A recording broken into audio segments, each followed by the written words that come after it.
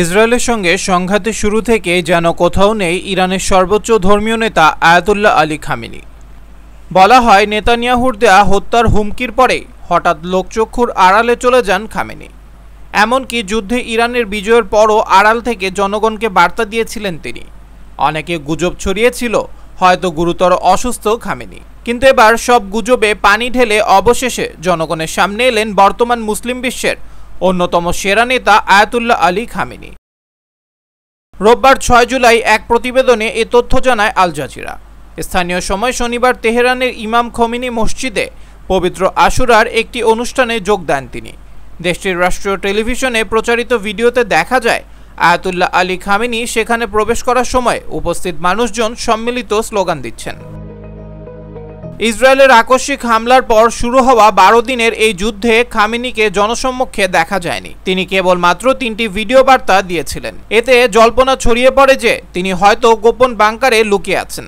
তবে শনিবার খামেনির সরাসরি উপস্থিতি রাষ্ট্রীয় সংবাদ মাধ্যমগুলোতে গুরুত্বের সঙ্গে প্রচার করা হয় এবং টেলিভিশনে তাকে দেখে সমর্থকদের আবেগঘন প্রতিক্রিয়া প্রকাশ করতে দেখা যায়।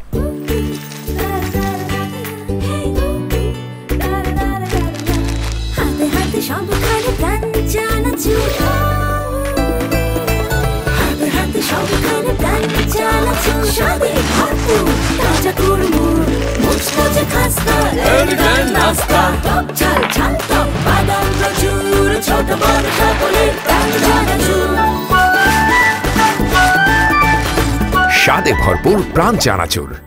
ভিডিওতে দেখা যায় তিনি প্রবীণ শিয়া ধর্মীয় নেতা মাহমুদ কারিমিকে অনুরোধ করছেন দেশাত্মবোধক গান ও ইরান পরিবেশন করতে, যা সম্প্রতি ইসরায়েলের সঙ্গে সংঘর্ষের সময় বিশেষ জনপ্রিয়তা পেয়েছে। খামেনির এই উপস্থিতি এমন এক সময় হলো যখন ইরান সহ গোটা শিয়া বিশ্ব মহরম মাসে শোক পালন করছে।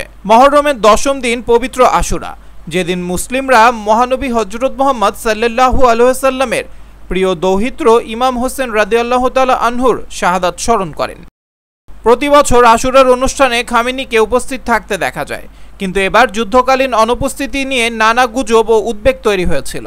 খামেনি সর্বশেষ জনসম্মুখে এসেছিলেন ইরান ইসরায়েল যুদ্ধের আগে।